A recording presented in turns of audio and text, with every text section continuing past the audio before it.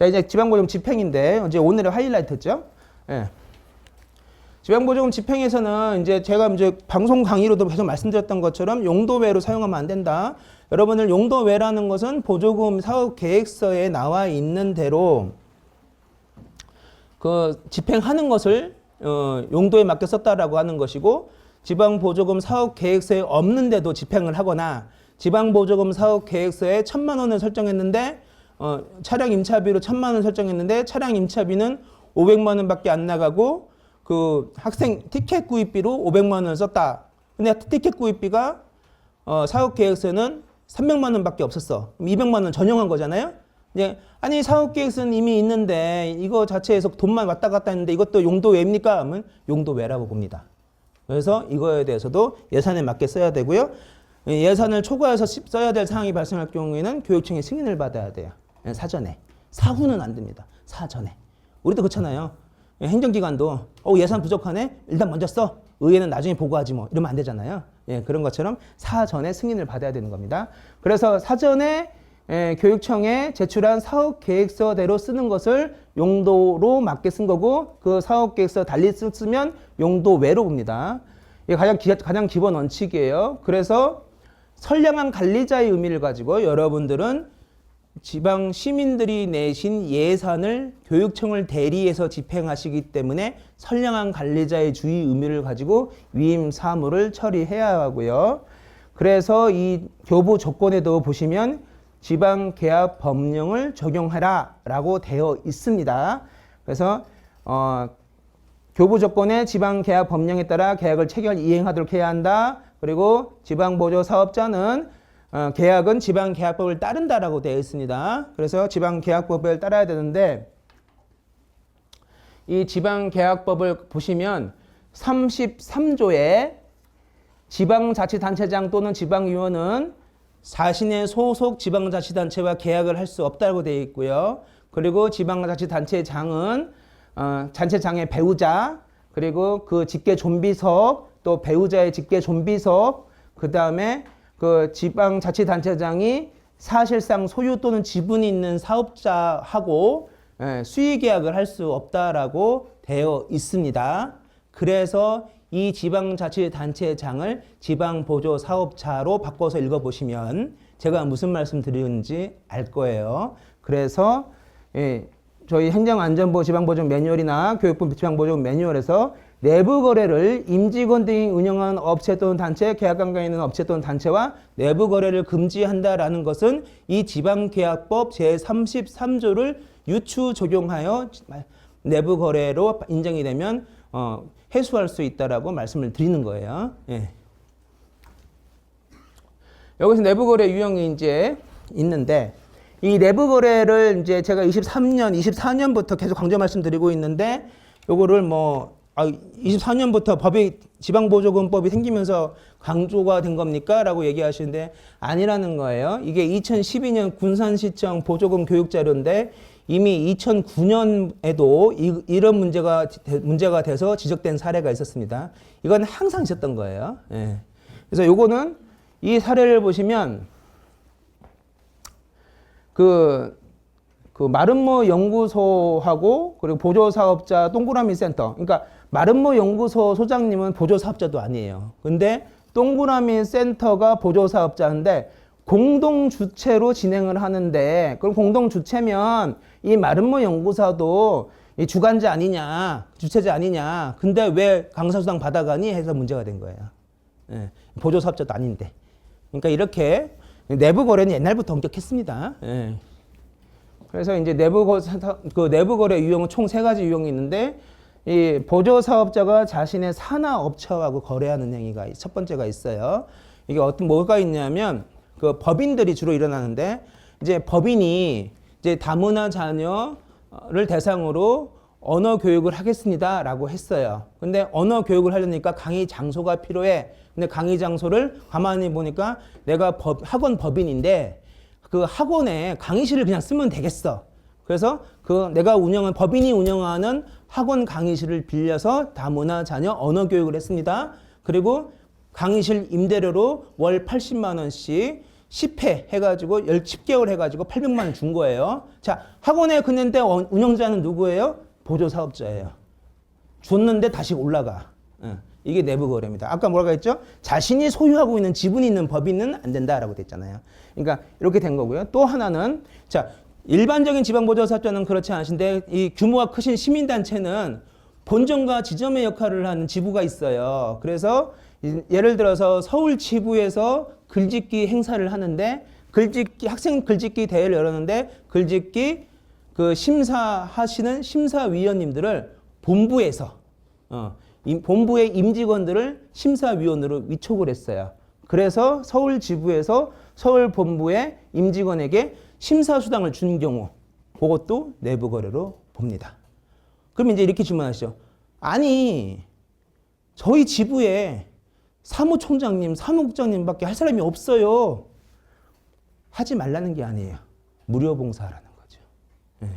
아니면 외부에서 찾으시면 됩니다. 심사위원 하실 분들은 꽤 많아요. 또는 축구대회, 야구대회, 테니스대회, 파크골프대회 여러 가지가 있는데 그거 심판 보실 분이 없어요 라고 하는데 외부로 눈을 돌리시면 됩니다. 내부로 눈을 돌리시니까 문제가 되는 거고요. 또는 무료 봉사하셔도 돼요. 그리고 저는 분명히 임직원이라는 말씀을 드렸습니다. 일반 회원은 가능해요. 저는 적십자 회원이에요. 다달이 소액을 회비로 내고 있어요. 하지만 저는 적십자의 운영 관계를 아무것도 몰라요. 회비만 내는 사람이에요. 제가 청년 강사 자격증을 가지고 있어요. 만약에 제가 적십자가 저를 청년 강사 자격으로 위촉을 하면 제가 강사 수당 못 받을까요? 받아요. 저는 적십자 총회 회장님도 아니고 사무국장도 아니고 일반 직원도 아니에요. 그러니까 제가 말씀드리는 거는 이제 이거 많이 헷갈려 하셔요. 그 단체의 경영에 아무것도 책임지거나 관여하지 않으시는 일반 회원님들은 강사로 위촉하시는 건 상관이 없어요. 근데 왜 회장님이고 사무국장님이고 이사님이고 주임님이고 대리님이고 직원분이시냐는 얘기예요. 이제 이거에 대해서 어느 시도에서는 이 내부 거래 임직원을 알 수가 없으니 범위를 알 수가 없으니 직명을 다 정해달라. 그건 다 틀려요. 어느 쪽은 본부장님이 제1인자이신 분도 있고 어느 쪽은 회장님이 본부장이 제1인자인 분도 있고 어느 쪽은 지부장이 1인자일 수도 있고 그리고 뭐 그 직급은 또 다르잖아요. 사무국장, 사무총장, 이사, 총무이사 뭐 다 부르시기도 하고 뭐 직원, 뭐 대리, 주임, 과장, 뭐 부장 하시는 경우도 있고 다 달라요. 무슨 말씀이냐면 결국은 그 기준점은 딱 하나예요. 그 단체의 경영에 의사결정을 내리시거나 또는 직접적으로 사무를 처리하는 자인가. 요걸 기준으로 임직원을 보는 겁니다. 일반 회원은 전혀 일반 회원은 상관없어요. 제가 또 이렇게 얘기하니까 그럼 저희 사무국장님이 심판하실 때만 일반 회원 되시면 어때요? 라고 하시는 경우인데 안 돼요. 사무국장님이 일반 회원 내려오시면 영원히 내려오셔야 됩니다. 다음에 다시 또 올라오시면 안 돼요.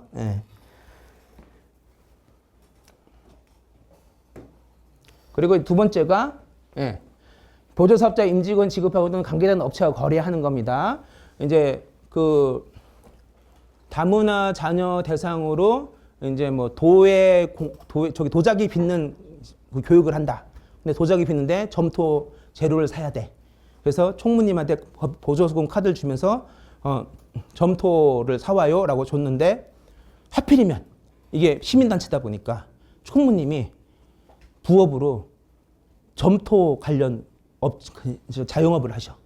멀리 갈 거 있나? 내 가게에서 끊으면 되지. 해서 카드를 긁고 점토 재료를 36개를 납품하신 거예요. 안 된다는 거죠. 어떻게 알았습니까? 카드 매출 전표가 있는데 보조금 사업 신청서의 총무님과 그 매출 전표의 대표님 이름이 동일한 거예요. 김철수면 의심 안 할 텐데 성이 좀 특이했어요. 그래서 의심이 갔고 확인해 보니까 맞더라 이거죠. 그러니까 대표나 직원이 운영하는 업체하고 직접적인 거래하시면 안 돼요. 그리고 대표가 임원이거나 직원인 업체와 거래하는 것도 안 돼요. 어느 단체에서 그 학교 밖 청소년 체험학습을 하시겠다고 하시면서 80만 원씩 버스 한 대를 45인승 버스 한 대를 계약을 해가지고 1박 2일로 돌아다니는 그 체험학습을 하는데 꼭 유독 특정 버스 업체하고만 계약을 해서 한 1년에 한 1,000만 원씩 그 버스비가 지급이 되더라는 거예요. 그래서 의심만 원 저는 그 버스 업체 법인 등기부 등본을 떼봅니다. 불법 아니에요. 이거 공개된 자료입니다. 800원만 주시면 돼요. 그래서 이제 등기부 등본을 뗐습니다. 그 버스 업체 법인 등기부 등본을 보니까 대표자는 보조사업자가 아니에요. 그래서 안심을 했는데 등기부 등본의 뒷면을 보니까 등기이사를 보니까 등기이사 3명 중에 한 분이 지방보조사업자 대표자예요. 아까 뭐라고 했죠? 지방개혁법 33조에 자신이 지분이 있는 법인하고는 거래할 수 없다고 돼 있죠. 네. 그래서 이게 다른 법인의 임직원인 경우에 그 법인하고도 거래하실 수가 없어요. 네. 그리고 마지막으로 이제 가장 많이 질문 드는 거 수당. 뭐 강사 수당이 됐든 심사 수당이 됐든 지도 수당이 됐든 심판 수당이 됐든 어떤 수당이든 간에 임직원에게는 수당이 지급될 수 없습니다. 보조사업과 관련돼서. 예. 심지어는 뭐 회의 수당도 지급하는 사례가 있는데 회의 수당은 더더욱이 안 되겠죠. 예. 그래서 이제 국고보조금에서도 이런 사례가 있더라고요. A 사업자 협동조합하고 B 교육 대표자하고는 서로 부부예요. 그런데 한 분은 인천 남동구에서 보조사업을 하시고 한 분은 경기도 고양시에서 보조사업을 진행하시는 거예요. 주말 부부인가 봐요. 인천하고 경기도니까. 근데 어쨌든 부부인 건 몰랐고 이제 보조금을 각각 받아서 집행을 했는데 남편인 A 사회협동조합으로 보조금으로 1,900만 원 주고 노트북 42대를 임대를 합니다. 그리고 그러면 A 사회협동조합은 노트북이 많은가 보다. 그래서 임대 사업을 하는가 보다 라는 생각을 했는데 A 사회협동조합은 똑같이 국고보조금으로 1,250만 원을 주고 처형이 운영하는 C교육협동조합으로부터 노트북 20대를 또 임대를 합니다. 네. 그렇게 해서 도합 3,150만 원이 이 가족에게 보조금이 수익이 발생한. 이렇게 노트북을 서로 빌려갈 거면 이때 42대를 빌려주지 말았어야 되는 거죠. 그렇죠? 네. 이런 식으로 해서 문제가 됐던 경우가 있었고요. 이 사례에 대해서 법무법인 세종에서는 사기 등의 문제가 법적인 판단이 쓴다라고 얘기를 하고 있습니다. 그래서 이 내부 거래는 엄격하게 보고 있습니다. 국고보조금도. 그리고 세 번째 유형이 위탁사업에 연결된 것이 있어요. 예. 저희 이제 교육청은 이런 게 별로 없는데 일반 시군구나 시도는 그 공용시설물에 대해서 직접적으로 운영을 하지 않으시고 설립만 하시고 경영 관계만 위탁 운영하시는 사업들이 있어요. 그런 걸 이제 위탁사업이라고 부르는데 그래서 이제 주로 이제 민간단체, 시민단체나 전문성이 있는 협회나 이런 단체한테 이제 많이 맡기셔요. 뭐 복지관이라든가, 뭐 수련시설이라든가, 뭐 이런 것들 많잖아요. 뭐 생활체육시설물이라든가, 이제 이런 거 있으면. 근데 이 위탁 운영을 받으시는 분께서 또 교육청에 지방보조금을 신청해서 지방보조 사업자로 또 활동을 하시는 거예요. 그러면 다른 시설물로 아이들을 입소시켜야 되는데, 그 청소년 수련시설, 공립 청소년 수련시설에 대한 수탁시설물로 운영하시고 계시면서 교육청으로부터 보조금을 받아서 그 지역의 초등학생들을 대상으로 수련 교육을 하겠습니다라고 하시면서 자신이 운영하는 수탁시설물에 입소를 시키는 겁니다. 그래서 프로그램 운영비하고 식비 명목으로 1,000만 원을 그대로 이 청소년 수련시설에다가 대금을 입금시키는 거죠. 이렇게 했을 때에 그 서류상으로는 이 수탁시설물이 그 체주로서 등장할 뿐이지 위탁받은 경영자까지 나타나지는 않아요. 근데 이제 좀 더 파고 들어가니까 어떻게 파고 들어가죠? 요새 홈페이지가 좋아요. 홈페이지에 청소년 수련시설 홈페이지를 딱 열면 그 경영자가 누구라고 소개가 나옵니다. 근데 그 경영자 단체가 보조금 사업자고 동일한 단체인 거예요. 그렇게 해서 이제 발견해내는 케이스거든요. 이제 이렇게 되면 이런 것도 자신이 운영하고 있는 시설물에 입소를 시켜서 보조금 사업을 집행한 거기 때문에 이것도 내부 거래로 봅니다. 어떻게 해야 됩니까? 내가 운영하지 않는 시설물에 입소시켜야 되죠. 그러니까 무슨 얘기냐면 내부 거래를 상당히 어렵게 생각하시는데 그게 아니라는 거예요. 나나 또는 내가 소속된 단체가 운영하지 않는 또는 나나 내가 소속된 단체가 관여하지 않는 타인을 모셔와서 강사를 맡기든 시설물에 입소를 시키든 하시면 공정하게 이루어지는 거잖아요. 근데 내가 운영하거나 꼭 내가 소속된 단체가 운영하거나 내가 소속된 단체가 관여할 수 있는 사람을 강사 수당으로 모셔오니까 이 강사로 모셔오거나 시설물을 운영하게 되니까 이제 내부 거래라는 문제가 발생하게 되는 겁니다. 제가 이제 이걸 몇 년 동안 계속 얘기를 했더니 어떤 분께서 공부를 좀 하셨어요. 그리고 이렇게 질문을 던집니다. 내부 거래만으로는 한수 조치 안 한다는데요. 그래서 이제 행정안전부 가이드를 제시를 하세요. 근데 제가 무슨 얘기인가 싶어서 그 해당되는 쪽수를 물어봤더니 361쪽, 363쪽이에요. 근데 이게 이제 학대가 되려나 모르겠지만 여기 내부 거래만으로는 볼 수 없고 법적인 위반 사항인지 확인해야 됩니다. 이렇게 되어 있어요. 근데 제가 뭐라 그랬죠? 결국은 교부 조건을 확인해야 된다. 이제 이런 식으로 되어 있거든요. 그래서 지방보존 교부 후 지방보존 집행 과정에서 보조사업자가 내부 거래 금지 등 교부 조건을 위반한 경우 진행상 흠퇴, 교부 조건 위반 정도 및 시정 가능성 등 관련해서 해수나 교부 결정 취소를 할 수 있다라고 되어 있습니다. 그러니까 교부 조건에 뭐라고 되어 있어요? 지방계약 법령을 준수하라고 되어 있죠. 지방교육계약 법령 33조에 뭐라고 되어 있어요? 예, 자신이 배우자나 자신의 직계 존비속, 자신이 지분이 가지고 있는 업체와 거래할 수 없다고 되어 있죠.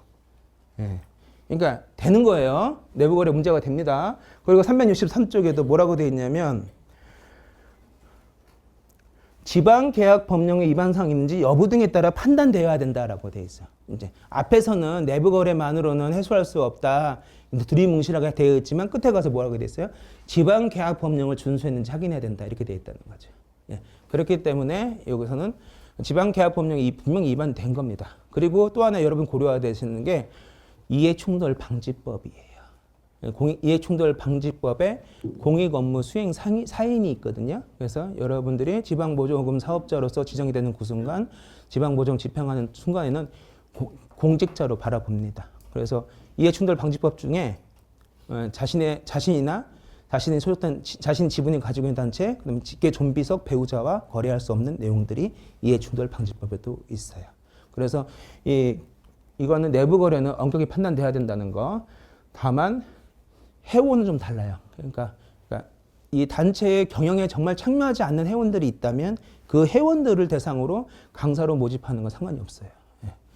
그래서 여기서도 이제 기사도 많이 납니다. 인천 같은 경우에도 주민참여예산지원센터를 이제 저기 보조금 받아서 운영하는데 뭐 강사, 운영위원, 자문위원을 하면 저기 자신들이 셀프 채용이 돼가지고 인건배상 예산 4억 100만 원을 받았다. 뭐 이제 이런 식으로 계속 내부 거래에 대해서는 계속적으로 문제 제기를 하고 있다는 거 말씀드리고요. 그래서 이제 이렇게 내부 거래나 또는 용도의 사용비를 집행한 경우나 또는 사업기간 종료 사업비 집행자는 집행한 경우나 회계연도 경과 후 집행한 경우 또는 사업계획이 변경되었음에도 사전 사업계획 변경 시점 집행한 경우에 다 지방보조금 용도의 사용 금지로 보고 있다. 사용 금지 위반으로 보고 있다라는 것을 제시하고 있다는 거 말씀을 드립니다. 그래서 이제 이런 것들은 전부 다 다른 용도로 사용한 경우에는 취소하거나 전부를 취소할 수 있는데 취소라는 얘기는 무슨 얘기냐? 안 한 것처럼 한다는 거잖아요. 그럼 어떻게 돼요? 돈을 다 회수해야 돼요. 그래서 회수하고 이자까지도 반환을 명해야 됩니다. 그리고 제일 무서운 거 제재부과금이라고 그래서 5배 이내에 제재부과금도 부과 징수하게 되어 있어요. 원금만 반환하는 것이 아니고 벌금성의 제재부과금이 부과가 됩니다. 그래서 이제 최대 500%까지 부과금이 부과됩니다. 그래서 요거 이런 일이 발생하지 않도록 잘 해주셔야 되고요. 그래서 이제 또 이게 너무 정도가 심하면 5년 이하의 징역 또는 5천만 원 이하의 벌금형도 처할 수 있습니다. 무슨 얘기냐? 교육청에서 안 하고 싶지만 고발도 해야 돼요. 이제 그런 사례가 최근에 어디 있었어요. 그래서 학부모 협의회에서 그 보조금으로 내부 거래하는 것 때문에 이제 문제가 된 경우고요. 보면 뭐 교육청 교부받은 예산으로 학부모 참여 행사를 이제 무슨 연합 학부모 협의였던 것 같아요. 어느 지역인지 모르겠지만 거기에서 했는데 거기에서 이제 그 연합 학부모 협의회 이제 연합 학부모회니까 학부모 지역별로 이제 학부모회가 있고 그 학부모회 이모님들을 초빙을 해서 연합 학부모 회장님께서 자신이 운영하는 가게에서 식사비를 집행을 한 거예요. 보조금에서. 이것만 해도 내부 거래인데 문제는 뭐냐면 여기가 반찬 가게예요. 아시는 분은 아시겠지만 위생법상 반찬 가게에서는 앉아서 식사할 수 없고 반찬만 사가야 되는 거거든요. 이 위생법도 어긴 거죠. 이런 케이스가 있더라. 그리고 그 외에도 뭐 고무장갑 산다고 단가가 하나에 34,000원. 저도 집에서 고무장갑 설거지 열심히 하지만 5,000원만 줘도 좋던데 34,000원 고무장갑은 어떤 건지 모르겠어요. 어쨌든 이런 식으로 내부 거래가 최근까지도 계속 일어나는 것들이 언론지상에 나오기 때문에 조심해야 되겠죠. 이런 거는 무조건 이건 범죄입니다. 확실하게. 예.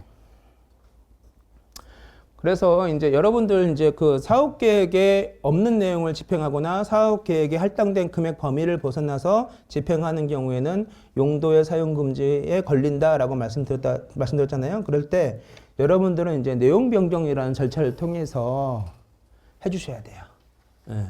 사전에 그 교육청에 내용을 변경하거나 경비의 배분을 변경하려는 내용에 대해서 신청을 하셔서 승인을 사전에 받으셔야 돼요. 근데 이제 어떤 분들은 근데 아유 봐라 교육감이 정한 경미한 내용 변경은 가능하지 않느냐라고 얘기하시는 경우가 있는데 자, 잘 보시면 교육감이 정한 경미한 내용 변경이에요. 여러분들이 정한 경미한 내용 변경이 아니기 때문에 교육감이 정하도록 해주셔야 한다는 거죠. 어디에 정해질까요? 교부 조건이요. 그래서 교부 조건에 교육감의 사전 승인을 받지 않아도 될 정도의 경미한 내용 변경은 무엇인지에 대해서 조건이 부기가 되어 있어야 돼요.